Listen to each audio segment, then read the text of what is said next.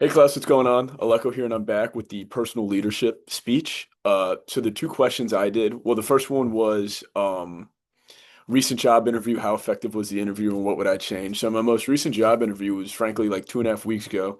It was for an internship for a communications and social media marketing role for a local, I think it was middle school, maybe elementary school, but middle school district. And I get there. Woman was very nice, very sweet lady and very welcoming presence. I think that was her best thing. She did make me feel welcomed and like not uncomfortable, because I was a little nervous and all that. And that was her best. It was a very welcoming environment, which really calmed down my nerves. And I was like very excited. And then she's like, "I'm gonna ask you questions." I'm like, "Great, yeah." And then she's like, "I chat GPT'd questions for me to ask you." And I was like, I was like, oh, "Okay, yeah." In the back of my mind, I'm like, "That's kind of weird."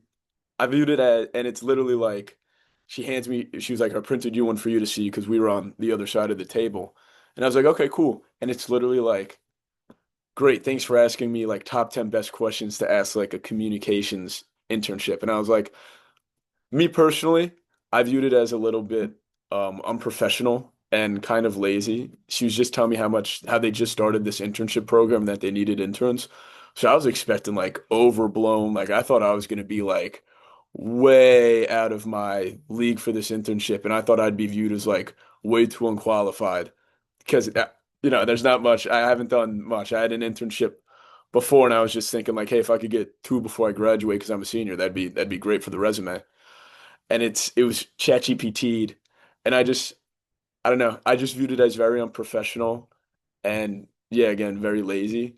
I think what she could have done better is at least like write them out, at least like ChatGPT them and like write them on like a sheet of paper, maybe print that and then show me so I couldn't tell. But it was once I saw it, I was kind of one foot out the door already because if like again, you need the internships and all that. The questions weren't even like anything. It was very basic questions. So I was just thinking like if I don't know, if I didn't really think they took the interview seriously, so I was kind of already one foot out the door, and I really needed an intern, or I really want an internship. So if like for me to kind of be like iffy about it, I was like, all right, then this is probably just not a good fit in general.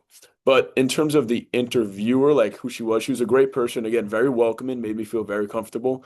But I just, when you're cutting corners in an internship interview, I feel like me personally, you're cutting corners and a lot of other places. That's just me personally. You guys could think I'm crazy or whatever. That's just how I felt about the whole situation.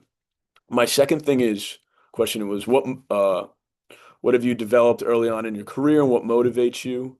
I think a thing that I've developed is I really do want to be successful and I think I'm very good at sales and that motivation of me wanting to be good comes from two separate things. My father was in sales and he worked his way up, and I admire him and I respect him. He's now has a legitimate position in a business, and again, he worked his way up in the sales, which is exactly what I want to do. So I kind of have him as a mentor in that. For his leadership thing, the way I differ from my father is he is a legitimate power kind of guy. He earned his respect because, he worked his way up and now he's has a high position. So people listen to him and respect him because of his past work and things like that. And he's a nice boss. I hear Zoom calls, but he is very stern, which is needed. But I'm more of the like the refrent power.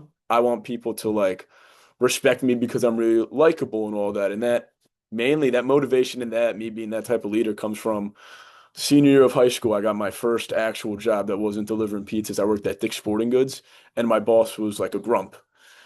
And he never wanted to change. He was always in a bad mood, and it really, it's a bunch of 17, 18-year-olds working for him. So when the top dog, when the head of the guy is the manager is always in a bad mood, grumpy, doesn't want to talk to coworkers, no one respects him nor wants to work for him. Everyone's kind of moping around, just waiting for the time to go by and things like that. And that was my first job. It was very eye-opening. I'm like, if you're likable, people are going to respect you more and want to work for you. And that's why when I eventually do get into a position, I really stress healthy work environments.